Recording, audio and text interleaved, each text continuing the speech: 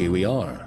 I'm Tom Osman, and this is Whatever Comes Next, the podcast where I explore the world of underground and independent music making. And on today's episode, I'm talking with guitarist Steve Mattos, most recently of There, who recently released their debut eponymous album on Psychic Static. And you may be familiar with Steve from some of his other projects, his own solo work as Chrome Jackson, or from Arab on Radar, or other projects like Athletic Automaton or Doomsday Student. And in fact, we talk about all of these different projects to one degree or another. We talk about the way that I characterized it, a kind of like, there's a certain anxiety attached to a lot of the music that Steve's involved with from my point of view. It's very kind of tense, I suppose you can say. A tense, wiry kind of partly free jazz inspired, no wave inspired sort of rock music. Something that I guess, as we briefly touch on in the interview, maybe people retroactively go back and call noise rock, but at the time that Steve was first making music, the term noise rock didn't really exist. So that's kind of after the fact. Anyway, we talk about all his music, and particularly There. You should check out the latest record. It's very cool. We get into a bit about the songwriting, the dynamics between the band. We talk about some other band experiences playing live, a show that Steve had with his former band Arab on Radar back in the mid-90s where they supported Marilyn Manson. And, well, maybe that's the wrong way to put it. They opened for Marilyn Manson at a show in Providence, Rhode Island. Let's put it like that. And let's just say, for those of you who don't know the story, they did not finish their set. So that's a pretty interesting story. And that, along with everything else, I will let Steve share for himself in just a moment. I am going to play a track from There, by There, at the end of this episode, with a little clip coming up in just a moment. And, oh yes, you can follow me on all social media at Tom Osman Sounds. You can go to my website, tomosmansounds.com, to check out my music. Steve, you can follow on Instagram at Chrome_Jackson. And with all of that said, Steve Mattos of There. Take it away.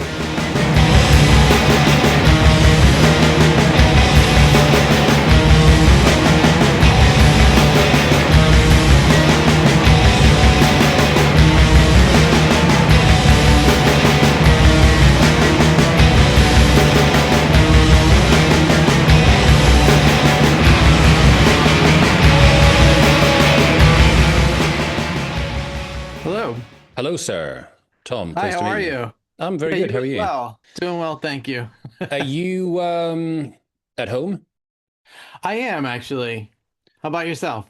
I'm also at home, yes. I'm in Glasgow. Have you been to Glasgow some way down the line? I actually have, yeah. Doomsday Student, my band that was like members of Arab on Radar, we played in Glasgow actually. Fond Yeah. memories? Oh, we had a fun time. We played at the Nice and Sleazy. Classic. Yeah, classic venue. And then also played in Edinburgh. Yeah. And those are my the two places in Scotland. Yeah, I can tell that you've been to Scotland because you pronounce Edinburgh in a way that usually Americans get massively wrong. Well, thank you. I was actually trying. And I'm glad you noticed. I was also kind of almost had it in a question, but I'm glad that it actually worked. It And landed well. maybe watching enough shows from the BBC, I guess. Yeah. Now, but in terms of geography, I am terrible with geography, particularly with US geography. You're in Providence, Rhode Island, is that right? That's right, yeah. And is that where you're from originally? Because I know that Arab on Radar was also based there, right? So is that where you were born? That's where I'm born and raised, actually. And so my understanding of Providence, so basically I know that Psychic Static is in Rhode Island, and I don't know if you know Dan St. Jack, most recently of the Hammer Party. I figure you've probably played together and you probably know each other from different projects over the years. Oh, long time, actually. Yes. Because I interviewed him a little while ago, so that's kind of, I think he was the first person where I was aware that I was talking to someone who was in Providence, Rhode Island. And I know that obviously there's like various bands over the years come out of there, but yeah, I'm pretty ignorant about the place. So Oh tell yeah. me about Providence as a place to live, and then also about the music scene from your point of view. All right. Well, Providence, Rhode Island. Well, if you, I mean, you probably looked on the map, so it's northeast and New England, as they call it, in that area of all those states in New England, which, Massachusetts, Rhode Island, Connecticut, we're all, it's all very close together. Rhode Island is, sandwiched right there between Massachusetts and Connecticut, and it's like a on the water, um, in a lot of ways. A lot of it is coastline, and Providence is a city that like has a bay that runs right through it.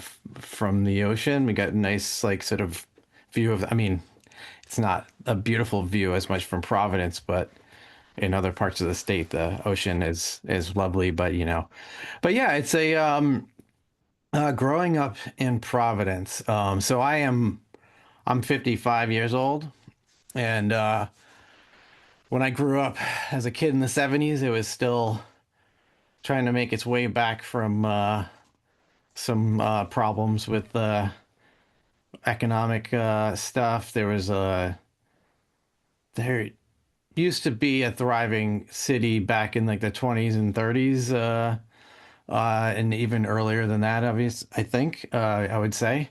But then, kind of went through hard times like a lot of cities. And also, we were a big industrial town. I was So, wondering if this is a bit like with Detroit being at one time like a big manufacturing hub, and then gradually that all fell to pieces. yes, definitely. And it really is. In fact, that really kind of brings into like the whole like Providence scene is that there's lots of mill buildings and was a big part of Providence and Rhode Island, Providence specifically. And in the 80s, I remember it was a big deal that there was this like big jewelry manufacturing company that, you know, did the thing that a lot of people do where they're outsourcing to other countries for their, for that work. And so Yeah. that really tanked the states. The city has still been trying to figure out what they are now. But I mean, things have when I started, I went to high school in the 80s. Things were still pretty bleak in the city. But I was also coming up, as a teenager, being into music and stuff like that. But I would say by in the 90s, when I really started to play music in like 91, 92, like the city was starting to have what they were calling a renaissance. They started doing a lot more stuff downtown. They opened up the river that had been sub, covered over with concrete from they basically paved over a river that had run through, basically made this large bridge out of it. But then they opened that back up, and that was such a big deal for people in the city that we like started to have a little bit more to do downtown. That was one of the things they did, was just revitalization of the city center. And that was kind of when I started just in the music scene. It was in that time in like the very early 90s, and those some of that other stuff was starting to happen. But it was still a work in progress, as it is still now. This city, it's always kind of got one foot. We're always a little bit behind in terms of like we start, gaining some ground and then like take a few steps back and gain some ground. Um, but the music, it made for a good music scene in the 90s. Mm. And I don't know how to describe how those things happen. It's like anywhere else where Yeah. you can't, it's like some of it was because of the cheap mill space. Artists were moving into mills and able to sort of like create, and bands were playing in lots of industrial spaces, sort of saying like fuck you to the venues. I mean, we still played venues, but they were really, that's really kind of what started to make Providence interesting in the early 90s was the fledgling artist spaces and lofts and stuff like that in those former mills. So like That, really a proper like DIY scene.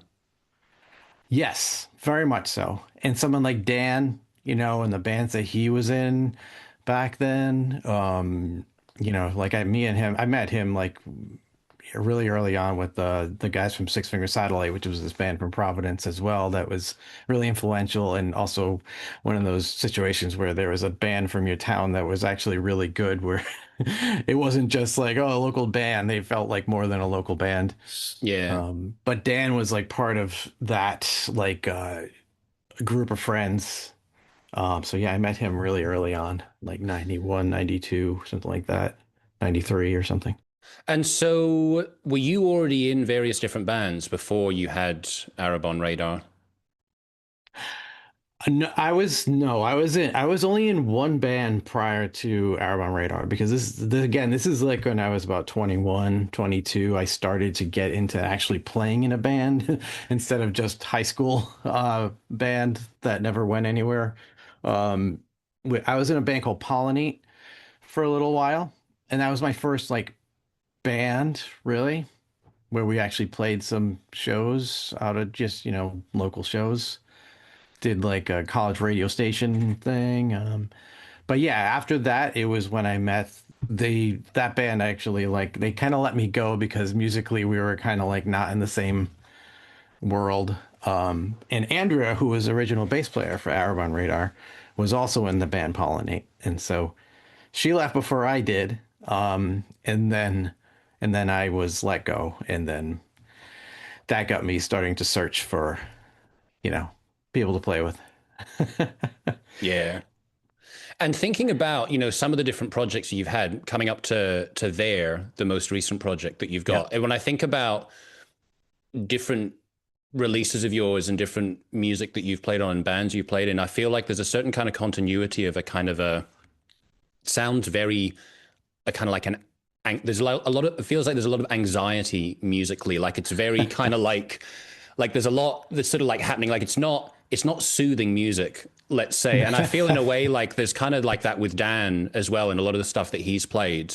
So I don't know how much of that energy is from like the environment, how much it's sort of the scene, or if that's just a coincidence. Like when you think about your style and the kind of music and the scene that you've been involved in, like I feel like retrospectively people will go, oh, like they'll talk about noise rock, but I feel like the term noise rock didn't exist in the 90s. Like maybe people sort of thought of that as being Mhm.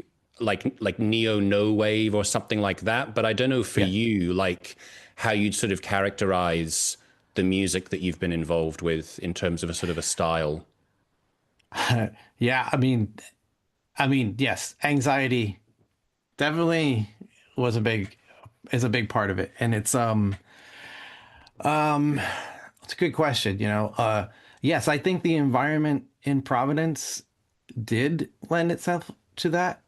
Um and the um some of the bands that were here that I really got into, like Six Finger Satellite, and and around that time was also when I really started to get into a lot of other bands, like bands that I wasn't listening to. Like in high school, I was listening to a lot of metal and classic rock, and then I started to branch out and find more experimental music.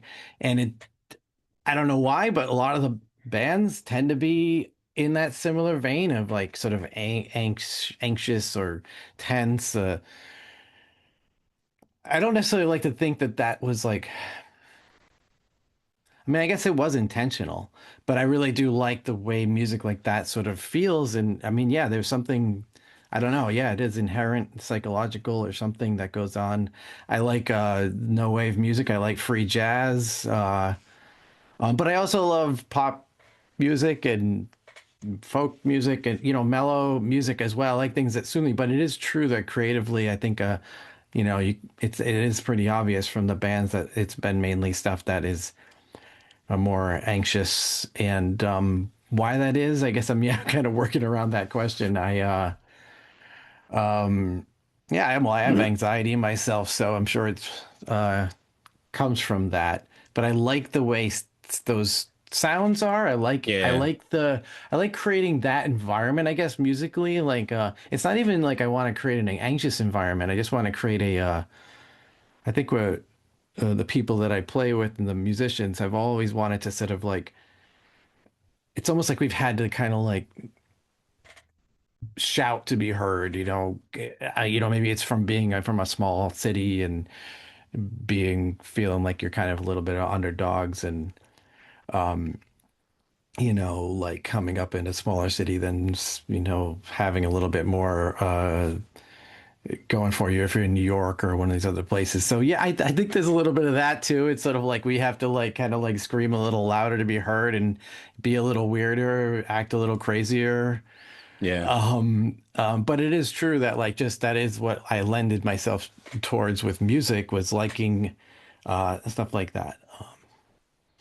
Um, and Yeah, especially early on. I mean, as I get a little older, I still am playing music like that, but I also like creating a little bit more ethereal spaces. And I think we had those things sinking in my other bands too. Like even though there was like anxiety, there's some Arab on Radar stuff that's a little trippy and more Yep. psychedelic than people might think.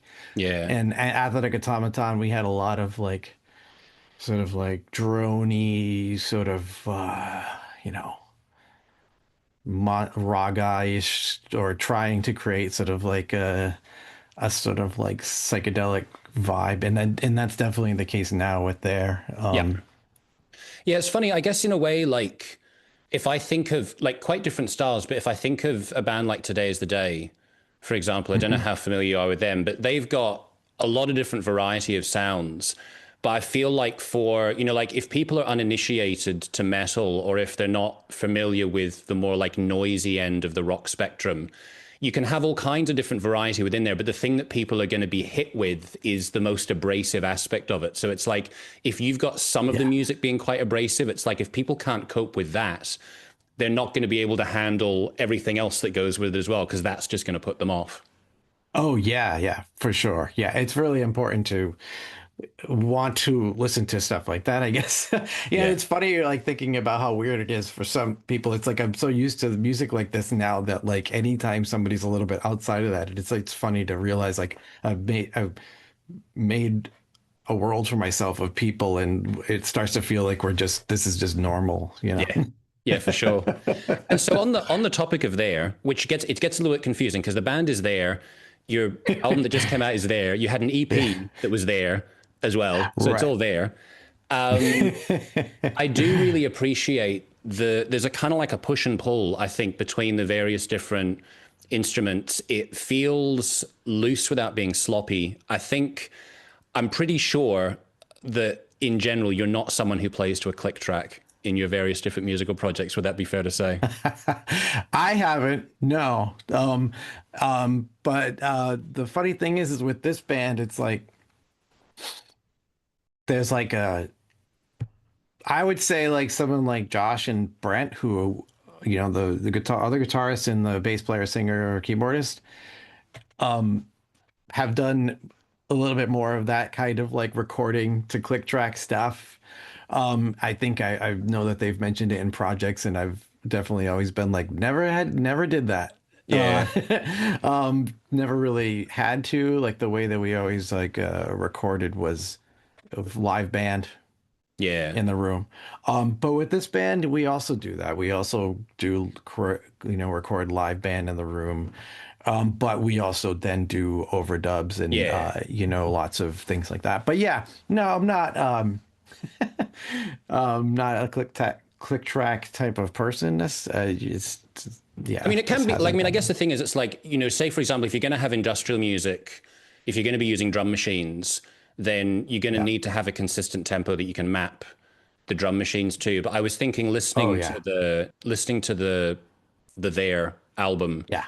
you've got there seem to be like tempo shifts, and even there are Hmm. bits where it's like it almost feels like it's about to fall apart, but it also kind of feels like that's intentional, like it's a kind of like a woozy sort of effect, which does make it kind of sort of hypnotic, but like it's like hypnotic but abrasive at the same time, which I think is a cool combination.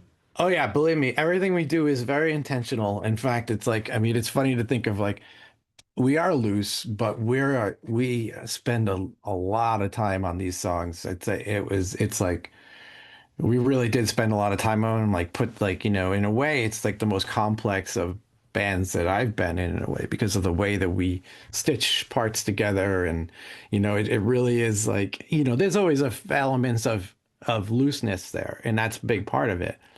But in terms of the songwriting, it's definitely pretty intentional, the things that we were doing.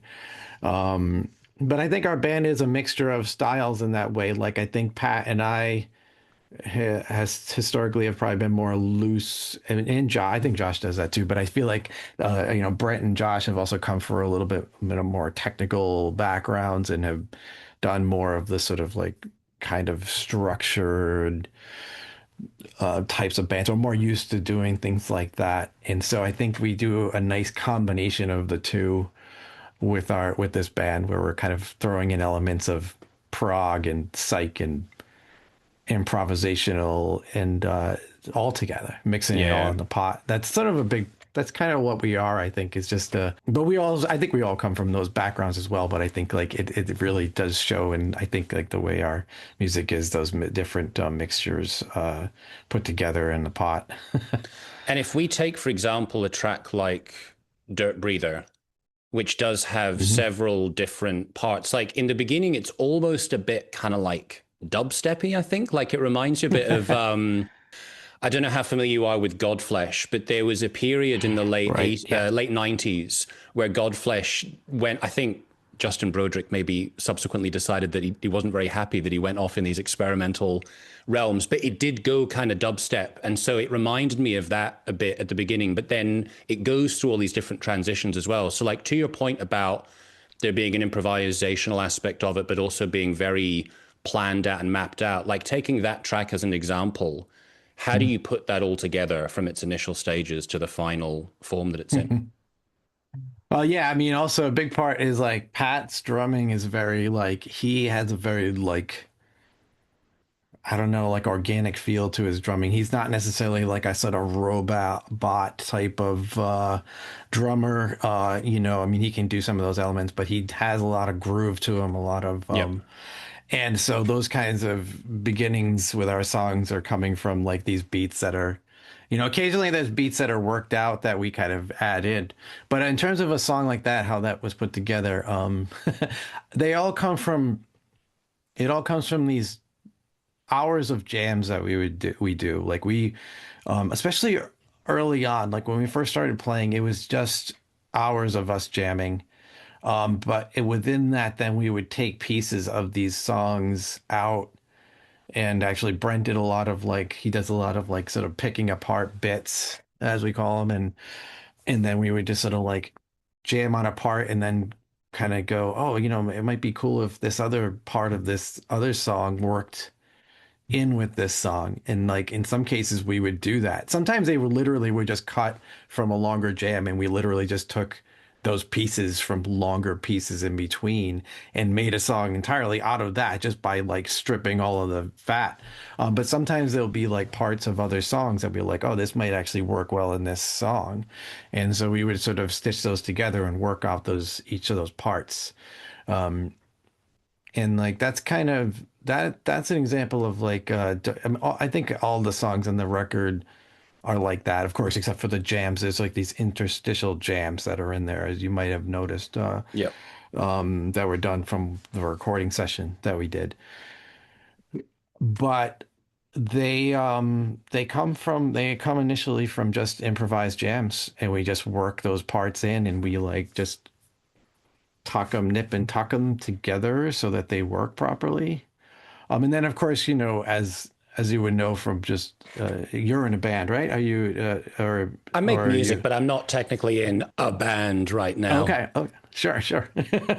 But it's like, especially when you have a singer, then it's sort of like having to make sure that you add those sections that work with with the vocals, so things get altered a little bit because the Mm. vocals have to fit in, and you're kind of working out how this part's gonna how long that part needs to go for, because Josh might want to add a few more lines to this section, and then kind of so it's like a little bit of, it's just a lot of just hours of just analyzing sections of these parts, and then like making really fine tuned changes to some of those sections. If I don't know if that's actually giving you a clear enough answer to Sure. what we do, but From that perspective, then, like in terms of the way that you've put the tracks together for the album, now that they're there and they're recorded and they exist in those forms, how beholden are you to those forms when you then go back and play them live? well, they they still are played that way. But I will say that, as it's always been the case for recording, there's a new perspective to the song after playing it for repeatedly in the recording studio. And there were some parts that were worked out in the studio, like we had always been jamming on these songs, playing them live. But then when we had to put them under a microscope, there were parts that had to be tweaked, or in lyrics that were still kind of being created. So in melodies that were being added to parts of the songs when we recorded them. So I will say that like that part of it did change after we recorded, but the song structures are still the same. But there is some different perspective because of those changes in sort of melodic parts of the lyrics, or just guitar lines that kind of got tweaked a little bit and refined. And Yeah. those refined parts really kind of made a difference in terms of how I look at the songs now. But we have also been a band. We haven't been doing it as much as we want to, but we've wanted to like kind of mess with that idea of like, making the songs a little different. But sometimes it's sort of like, well, at that point, I just want to write new songs, Yeah, instead of that makes reworking sense. the same songs. But one thing that we do occasionally do, and we did this at a show last year where we were kind of dealing with like a sound volume problems at a venue, where they had some issues with the neighborhood. Oh, okay. We did a show where we played Famous Handsome Actor, which lends itself to kind of being a song that could be more quiet, and have some of those softer dynamics. We ended up like doing a show where we basically reworked the song in a way to make it a little bit quieter and sort of like change the vibe of that. So, and I think we have the ability to do that with our songs when we want to. Yeah, that's cool to have that adaptability. And we also do some improvising live too, which there's been some shows where we've done straight improv, and some where we've got jumped off of like a basic idea, and a lot more than I've done that with the other projects I've been in. And you mentioned before about some sort of element of having a jazz background or a jazz influence. Is that the same for the other guys in the band too? That there's a bit of an interest or an influence of Oh jazz? yeah. Oh yeah, definitely, for sure. There's a love for free jazz, and I mean jazz in all forms, but I would say like I can't speak for everyone's necessarily person, but I do know that like free jazz has been a huge influence, and that had the way that I sometimes have thought about that just in general with some of the bands I've been in, that there's elements of free jazz are are part of the intensity of like the way that you kind of like can work off of a certain part and creating that tension. And yeah, so it's been a big part for me, and I would definitely say for those guys as well, without a doubt. I know for sure. They're all big fans of jazz and free jazz, and other even more conventional jazz too. Was that also a component in Arab on Radar? Yeah. Yeah. I mean, we were all listening to like Albert Eiler and, Sonny Chirac and, Coltrane. I mean, Coltrane's been such a huge influence for me, just over the years. But yeah, we were listening to a lot of that stuff, listening. No wave, and thinking of the bands that we were interested in, they had their roots in free jazz, like Captain Beefheart, and these no wave bands like DNA and James Chance and all this stuff. It's like, Yeah. so Glenn Branca, uh, you know, and then the bands that we were listening to at the time that were playing when our Radar was playing, like U.S. Maple and Scissor Girls, and you know, all these bands like that, of course, then you get like Shellac and Big Black and all Yeah. that stuff. But yeah, I think that that's always run through a lot of the bands that I've been interested in. They've all had an interest in free jazz, Velvet Mm, Underground and all that stuff. yeah. On an incidental thing, so back in Arab on Radar, you were Mr. Type A, is that right? Yeah. Where did that whole thing with the names come from? Because I think most maybe one of the members never had a name, but I think most of you had names like Mr. Post No, Traumatic we all Stress did. Disorder, things like that. Oh, all of you did. Okay.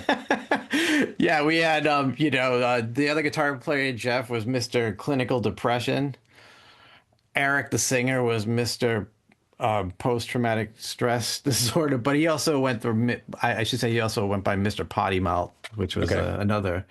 And then Craig um was uh was Mr. Obsessive compulsive disorder.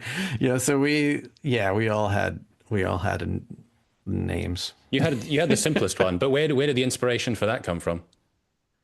Well, some of it came from like actual personality things, like things that are actually like in some cases really were like clinical diagnoses for people. I mean, not me for type A, but I think I had some elements of a type A personality sometimes and have not as much, maybe not as much now, but still was there a little bit.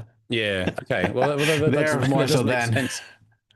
I mean, our band was like, I mean, like you said, with the anxiety and stuff, like with Arab on Radar, especially, it was like a therapy. Like our band was Mm. therapy for us. It was all about getting out problems, either, through, Eric's lyrics, like they're all based on traumas and things like that for him. And our music was always like a therapy session for us. I wanted to ask you about a specific event from the band's days. So there's a show you had which your singer from Arab on Radar, Eric, wrote about, where you ended up supporting Marilyn Manson because Marilyn Manson and his Yeah. band came through Providence. It was like 1995, just before Antichrist Superstar had come out, but they just toured with Nine Inch Nails, so they were kind of like breaking. And then I think from like Yeah. having read his piece, it was like you didn't know what the band was going to be like. You thought it was going to be like a kind of like a Gigi Allen kind of thing, but then you Yeah. realized like, oh, they've got these goth rock fans. And the story that he tells, like, it's kind of funny, but at the same time, I can imagine it could have also been quite terrifying. So, like, what do you remember about that show and about how that all went down? Oh yeah, no, it was terrifying. It definitely was. And you're right. That I mean, as you said, I'm glad you read Eric's story because it really gives you a lot of clarity on that. Like, yeah, we did think that they were like a GG out. Like that was totally what it was at the time. Like I didn't know the band very well, but I think Eric had the guy who booked Club Babyhead where we were playing had said, "Hey, do you want to play with Marilyn Manson?" And then we had heard that like they were supposedly kind of like off the wall, right? But yeah, like when the show finally came, like and I still didn't even really listen to them at the time when that was going on, but and I don't listen to them, but like when we showed up and to do our sound check, we were the first band out of three. There was already like a huge crowd. People had come in, they were waiting outside. We were still doing our sound check. They let them in. So there was almost a full, and for us that was huge. Like we had never played in front of a crowd like that. Now, this is a small club. It's not a probably I'm trying to think if I was saying to someone, I was on I don't know if it's a 300 capacity venue or if it's 150. It's somewhere in that one. It's a small club. So which is what was also very significant about it was that those guys were playing there. Marilyn Manson shows where they were. Like you said, they hadn't quite exploded. But yeah, they're all these kids come in. They're all like younger kids, and they're all in goth like black long t-shirts. They're all wearing like the Marilyn Manson shirts.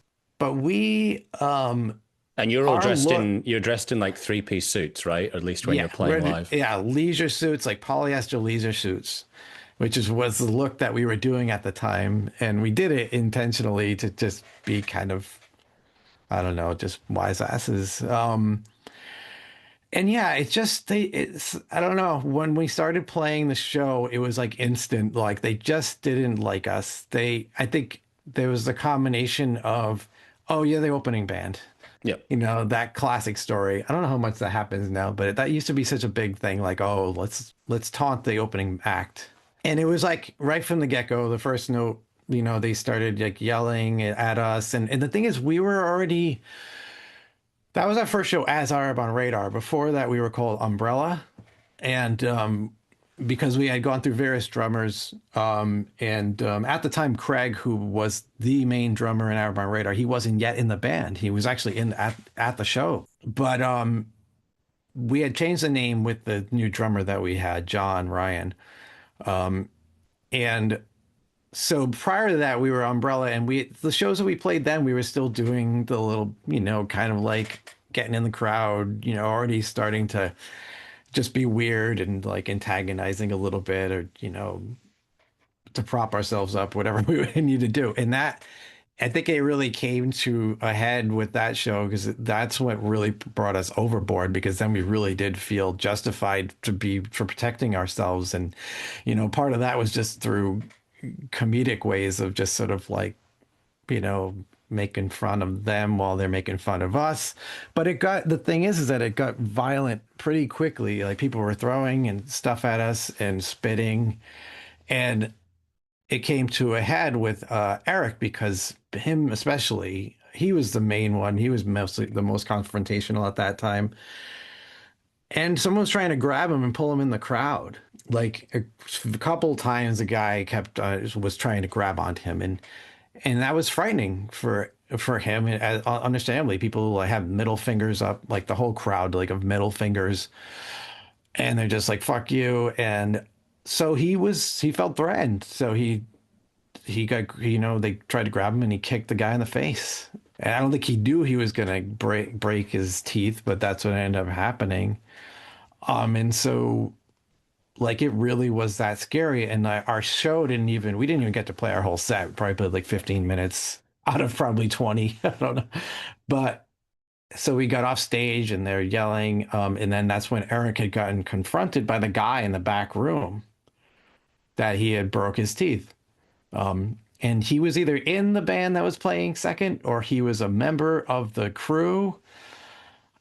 And it got really scary. Like, I mean, nothing happened in terms of a fight, but like, we basically were like, we can't stay at this show, and especially Eric, because of what happened.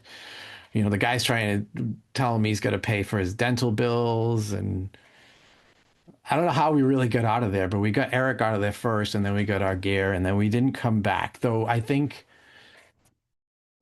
Eric or Jeff or whatever, they did like drive back to see it. I didn't at that point, so I don't know if they ended up seeing them play. But there's that part of the story where, like, Eric's telling, sees the tour van and is like, "What's going on in there?" It's like, "Oh, some guy." And I can't remember exactly what he said, but it was pretty funny.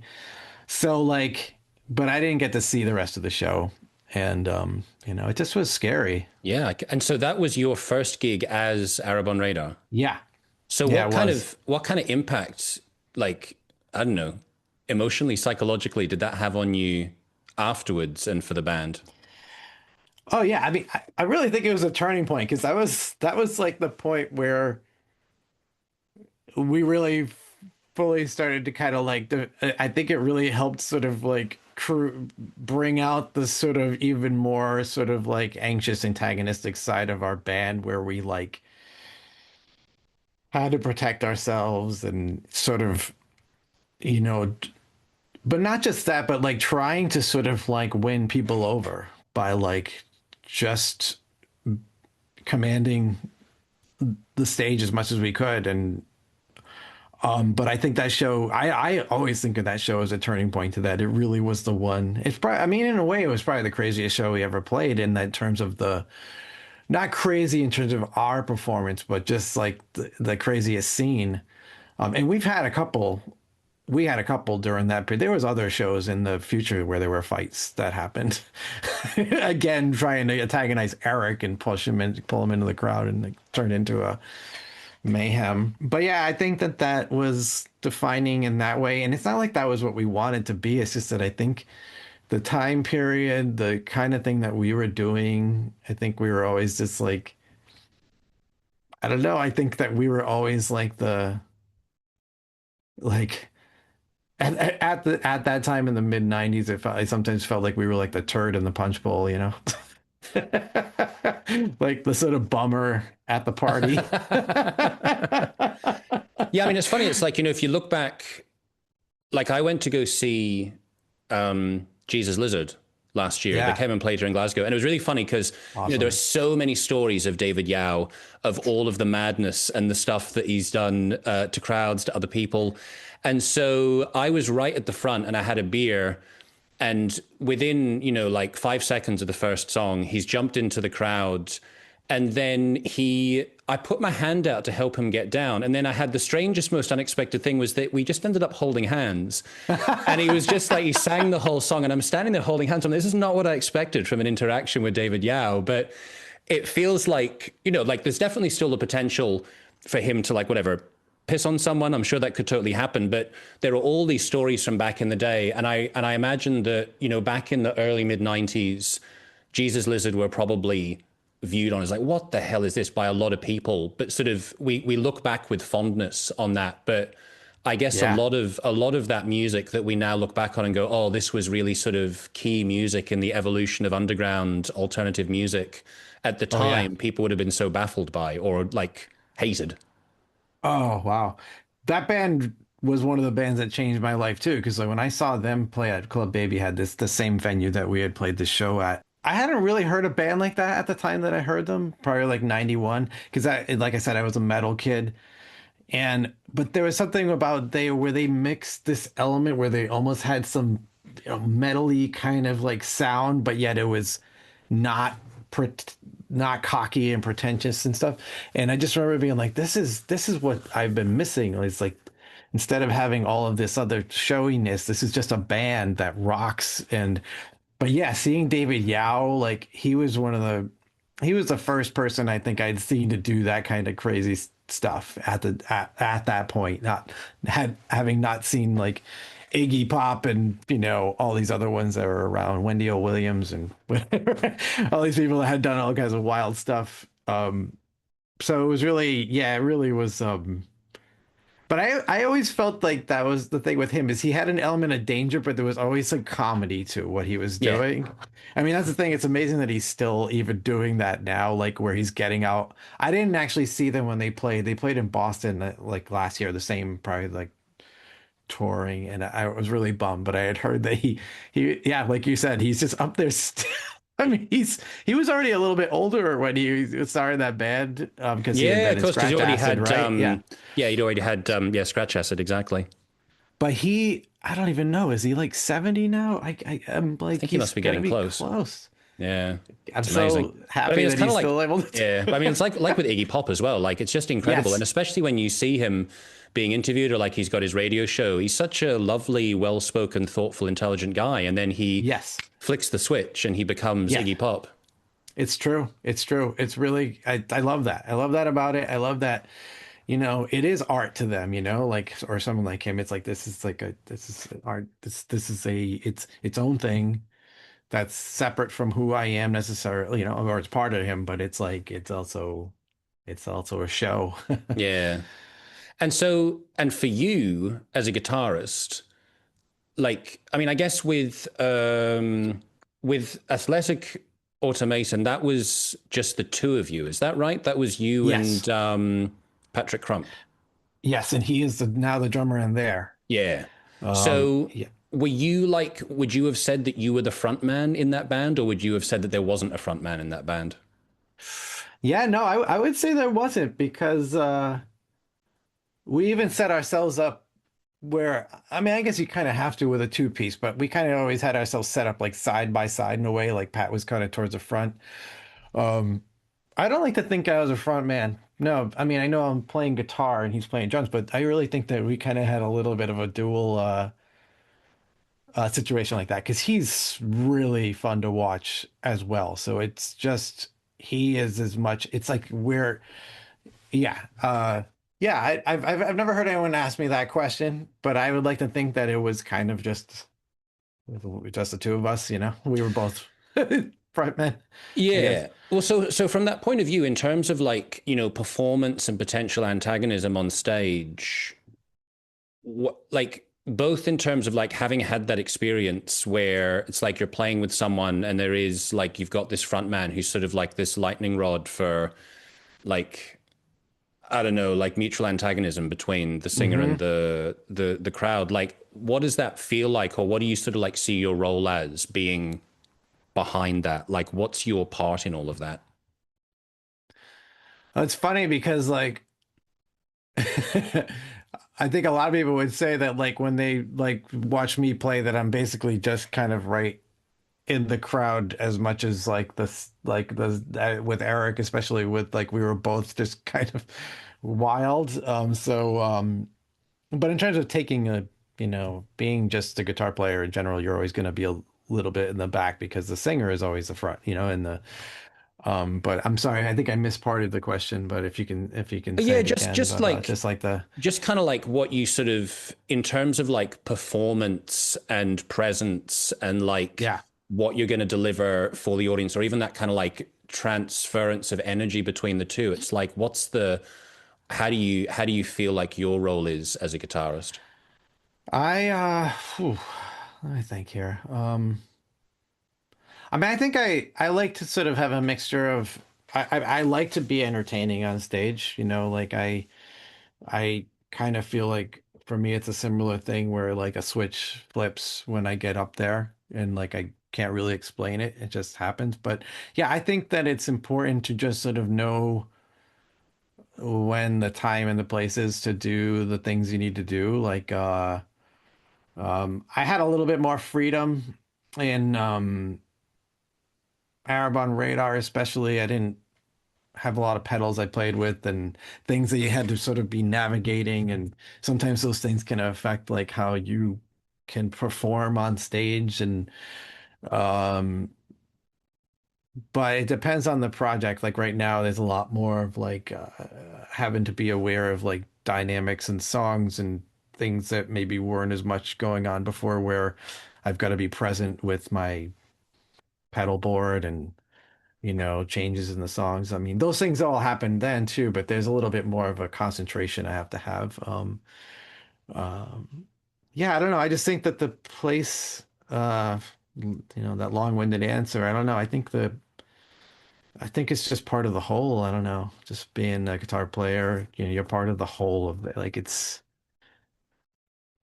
I like to think of even playing the instrument of guitar, it's like the instrument that I play, but it's like it's more of just a tool towards creating other things, like I just happen to it happens to be the guitar that I play, but it's sort of it could be another instrument, but it just has to be part of this orchestrated whole of Yeah. how things are being put together. But What about the specific guitar? Because I've seen various clips of you and I've seen pictures with it, and also as well, I've been playing guitar for like 30 years, but I'm so hmm. ignorant when it comes to kit. So like I look at your guitar and I'm like, oh, that's a nice looking guitar.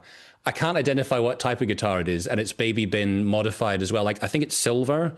I've seen you with Oh, this one a okay. lot. Like I imagine you've Yes. you've you've probably got several guitars, but is that like your main guitar that you record with and you usually play with? That's the main guitar that I am playing nowadays. Because I bought that guitar back like during the pandemic. It was a guitar I ordered. It's from this company, Electric Guitar Company. The guy that created those guitars basically created them because he really wanted to create a Travis Bean, which is I don't know if you're familiar with the Travis Bean guitar. It has the metal neck. It has like almost like a T in the headstock. It looks like a T. They were really rare guitars that were built in the 70s by a guy who used to work for Kramer Guitars called Travis Bean. And, that guitar became like people sought after guitars that, Steve Albini popularized those guitars. But you also see like Jerry Garcia and guy from Earth, Wind and Fire, all these different people had these guitars. But that guy created the company because at the time he really wanted to make Travis Beans, which ironically he does make them now. Like, but yeah, it's a metal body. It's a metal neck guitar and a metal front body of the body, the one that I have. He's got different models. And then the back is like plastic. But that's the main guitar that I use now in there. Like I said, because I bought it in like 2020. Before that, I played the SG, and I have a solo project that I Chrome Jackson where I play that chrome body guitar, but I also been playing my SG again, and like the SG is probably one of my favorite guitars. So I have a couple of those as well. But yeah, my main guitar is the silver guitar right now. And what made you seek that out? Well, I always wanted to get the like tone that you can get from those metal neck guitars. They have like a more full bodied, like sort of punchy tone.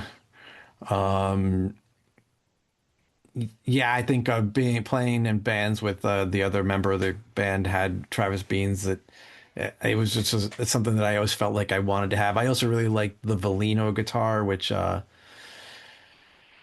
is a guitar that they don't make anymore, but they are all silver like that, like the metal body, metal neck, and then they have this really cool headstock that kind of like points up almost like a leaves on a plant or something. I don't know, but like the guitarist from Keith Levine from Pill Mm. used to play a Volino, and I think he also played a Travis Bean.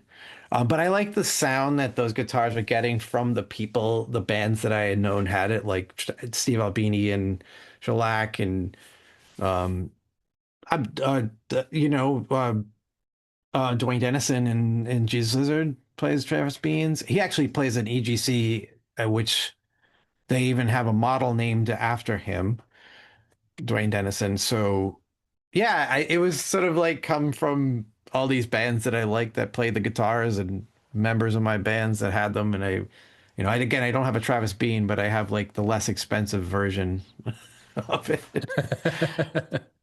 But Does they're it make cool, yeah. Yeah. Does it make a difference for you for songwriting? I mean, like if you're gonna when you're songwriting, do you tend to write on electric or you do it on acoustic, or it could be, well, I guess because you're doing a lot of stuff from jamming, at least now with Yeah. there, that you're not like kind of coming up with stuff on your own necessarily.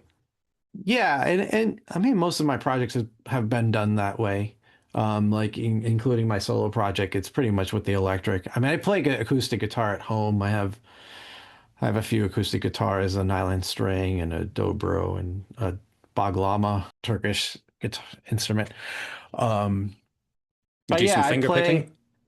Yeah, I do. Yeah, I mean, I'm not like great.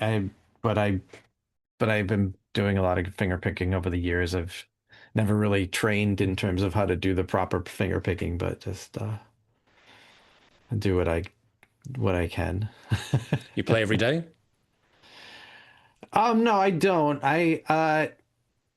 I play mostly with when I'm practicing with the bands. But I don't have that same practice of playing every day like I did when I was first starting. But I definitely mess around at home, Yeah. every like maybe once a week or something. Um, Aside from the regular practice with the band. Yeah. Now, a lot of the people that I end up talking to are people in sort of underground, independent DIY music Mhm. scenes, and I have a sense that very, very often this kind of music doesn't really lend itself towards great financial remuneration. So I'm wondering, um, do you have jobs which are outside of music, or have Oh, of you? course. Okay, I've just like I know for some people, like for example, there's a guy interviewed from a duo called Bronson Arm, and Okay. he Yeah. will do a lot of. I think he's a mastering engineer. So when he's not making his own music, he'll be doing work, but it'll still be within the music world. But have you always had jobs which have just been completely separate from music? I have, yeah. I was one of those people that never wanted to give the full throw myself in and like, into the deep end of the pool without swimming, like thinking like, can I make this happen as my career job thing? I mean, I've spent a lot of time with it in my life, but it's definitely I've always had a job throughout all the bands I've been in, like a full-time job. And what I've been doing now for the past oh boy, it's like over 13, 15 years I've been working in university libraries. So I work in the library.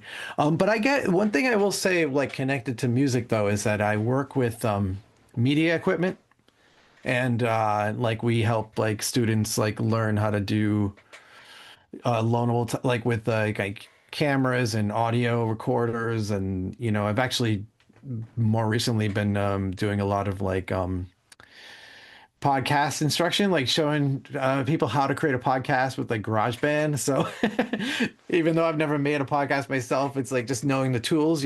Yeah.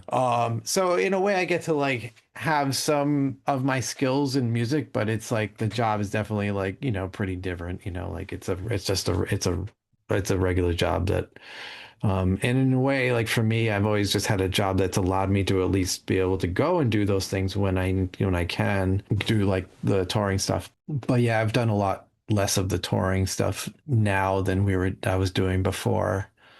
Um, but yeah, so jobs have always been. Sometimes I think now I'm like, why did I? It probably would have been nice to like see if I could have focused more on doing it full time, but it was a lot of risk because I've been in bands, those bands that I've been in over the years, they all broke up and they're Hmm. always it's always like ends fairly soon and you're like, there were times that it seemed like maybe like Arab on Radar could have continued on, but we didn't, and uh so, Have you ever thought that like if you were fully invested in the music that it would make it become more of a job and then you'd sort of be like second guessing yourself of going like, oh, this is what people expect or like this is what we're supposed to do? Do you get more freedom in a way from not actually having like your living attached to the art? Well, I really think that we're even from the start, I was always worried about that. So I think that was part of the reason I always had one foot in, one foot out because I was worried about it being not fun. And there are times on, when I was doing it more seriously, I mean more fully, like going out 2 months out of the year, we're touring and stuff, where it's like getting on each other's nerves and all that stuff. I'm trying to think of how that would be as a full-time job. I mean, maybe in some ways it would have been better because there would be less stresses of the financial or but then again maybe not because I feel like anyone who's a full-time musician they're stressing all the time to get their next job I imagine and all Yeah. those things. But yeah, I think I was always concerned that it would end up not being fun if it was a job. Yeah. But I hadn't considered the idea that it could also just be really awesome that was just what you were doing. I guess it can be So for some people, but the proportion of people that it's really awesome for is quite small. I know. Yeah, I think you're totally right. Yeah. Like anything else, it's your job. Like you know, I, you're gonna have your problems with that. But Yeah. In yeah. terms of like playing and touring, so like you mentioned the fact that you had previously been over in Scotland and played shows. How often do you get the chance to come and play outside of the US or North America? Well, I haven't done it since Doomsday Student. But like we had come to Europe twice during our 7 years together, and always loved touring Europe. And like we had done like and yeah, like basically since Doomsday Student and Arab on Radar and Doomsday Student were the ones that did the most touring, and we did Europe tours. You know, but since like 2017, I haven't done as much. I haven't been able to get over there. I know we're. I mean, I'm sure if like an opportunity came up somehow, maybe we could figure something out. It's been a little harder these days, like getting a little older in everyone's lives and trying to figure out how we would actually do that. But I would love it if we could do it. I mean, it would be cool if there was a way to figure it out. But Yeah. yeah, And so it's been since then. 2017 was the last time I was there for a tour. at least in Europe, you don't necessarily have to drive for 6 hours to get from one city to the next.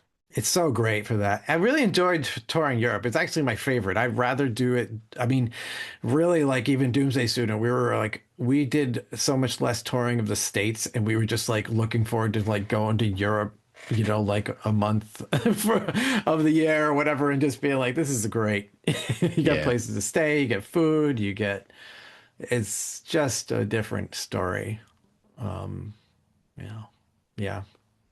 And sort of bringing things back to there before we finish. So in terms of the album that just came out recently, it's Yeah. out on vinyl. I think you've got a couple of different editions. You've got a limited lavender blend edition, I believe. So We do, yes. how significant is vinyl or just physical music to you in general?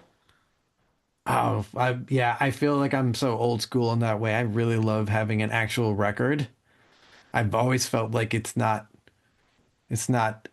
vinyl is final, I guess, as they would say. Like I always feel like with any recording I've done, like I want to have a physical copy, and then that feels more real to me than just like, oh, this record just came out digitally. So yeah, it might be my age, it might be whatever, but that's always been important for me.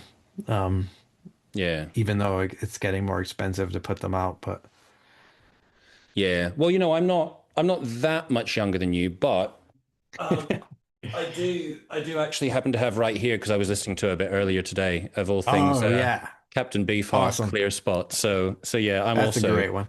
it is. I'm also a big fan of vinyl as well. So Excellent. And it seems like it's had a resurgence in in a way, I guess it's never really gone away, and that's the cool thing about it because people thought it was going to go. But I feel like even more so, surprisingly, there's been a little bit more of a resurgence even from the younger people and all that stuff. So that's yeah. great. It's like continuing. That's all I was going to say, but yeah. Yeah, well, I mean, I guess like in the 90s, it's sort of, I guess there were various bands that didn't put stuff out on vinyl or Yeah. labels weren't putting stuff out because they felt that we're just going to invest everything into CDs. Yeah. So it kind of, but I guess it just sort of depended on what the labels were or what the style of music was. Maybe like vinyl continued in some areas, but it was like kind of rock and alternative rock. It sort of, and metal, it dwindled for a while.